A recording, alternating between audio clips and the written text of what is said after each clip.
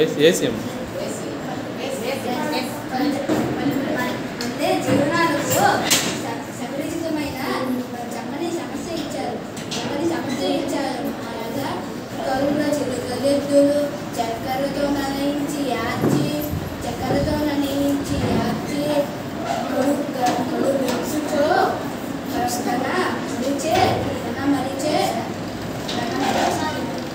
మరిచే రక్తకుండా కలిగించు ఎలుక కరుగుల కంటి. ఎంత అద్భుతపూర్ణ ఎలుక ఏనుగులు ఎత్తుకోగలరా? అసలు ఏనుగు రంగంలో పుట్టిన ఎద్దులు చిలుకలు ఏనుగులన్నీ మొదలైనవి చక్కెరతో చేసిన బొమ్మలు. వ్యాపారి పగలంతా ఇంటిని అన్నాడు. సాయంత్రం వేళలో బొమ్మలని ఎత్తిపెట్టగా ఒక ఏనుగు బొమ్మను మరిచాడు. ఎలుక దీన్ని వీసిపోగా మీ భావం దీనిగా ఉంది.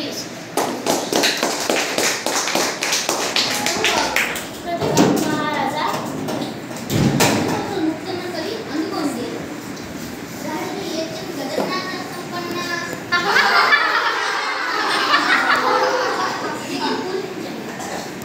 రాజశేఖర మానవుల్లో ఆడే మాట తప్పేవారు కొందరు, కానీ జంతువుల్లో చూడడం అయిన దైవంతో కోర్చేసి ఆడిన మాటలు తప్పిన గాడిద కొడుకంచు తిట్టి అయ్యో వీడ నా కొడుకని యొక్క గాడిద గగన సంపన్న.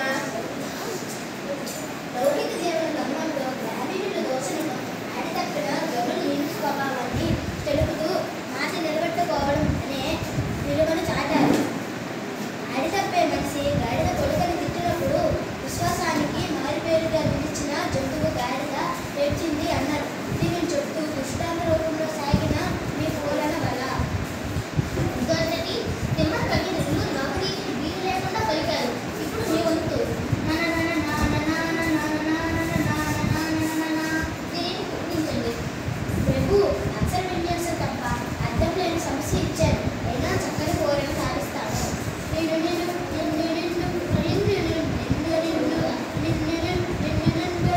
దయదార సంపతుల గాన కళ పరిపూర్ణ మానసముల పలుకూడి రాగముల మోదములను పలుకులితుల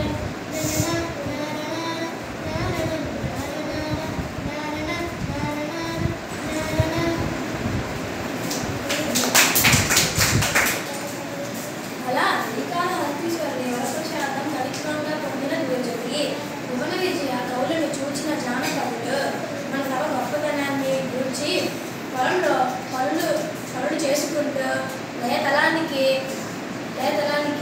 విద్య సంతోషంతో కూడి రాగాలను అల్లుకుంటూ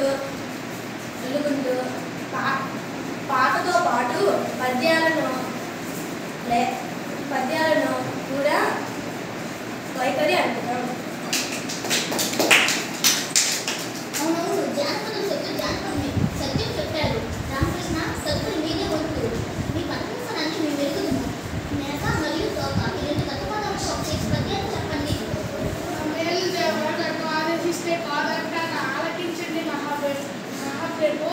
మేక తోక మేక తోక మేక తోక తోక మేక మేక తోక మేక తోక మేక తోక తోక మేక మేక తోక మేక తోక మేక తోక మేక మేక తోక తోక మేక మేక తోక తోక మేక.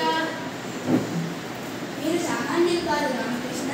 నేనేమి మేకల కాపారి అడవికి మేతకై తీసుకుపోతాడా? ఒక మేక ముందుకు పోతుందా? మేక దోక వెనకాల ఉంటుంది. ఆ దోక వెనకాల మరొక మేక ఉంటుంది. ఇలా మేకల గుంపు పోతున్న వీడును మేక దోక అన్న దత్తపథంతో చక్కగా చెప్పారు. శభాస్ రామకృష్ణ గారి మీ కత్తికి రెండు వైపులు పదనవ్వరు. అందుకే మీరు వెనక వేయారు. రామభద్ర, గోల్కొండ, మొలకొండ, కొత్తకొండ, కోలకొండ ఈ 4 పదాలను ఆధారం చేసుకుని భారతనాట్యంలో ఒక పద్యం చెప్పండి. చిత్తం మహాప్రభు రామభక్తి నాకు భారతదేశం పూరణ చేశారు. ఓయి గురురాజు నీ గురు కొత్త గోలకొండవలి నుండు విని మూలముండ బండనమ్మన గెలిపింపు పాండుస్థిర నలుమనం బూరలో రేపట్టకుండా. పోయి పుట్రాజా మీ కొడుకు దుర్యోధనుడికి ఒట్టి బాల కలిగి మనస్సు ఆకారంలో పండలా ఉన్నారు. బుద్ధి బలం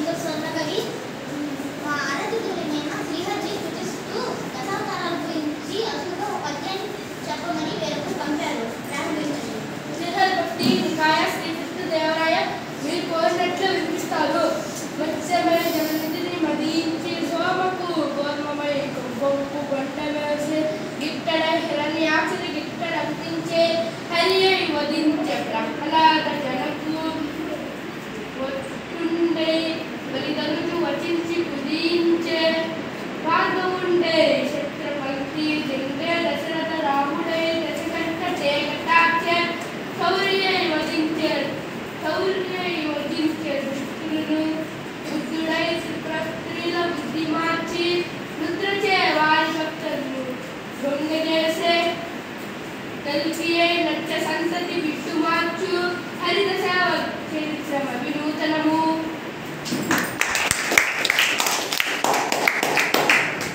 మత్స్యావతారాన స్వామి కాశీని చంపాడు.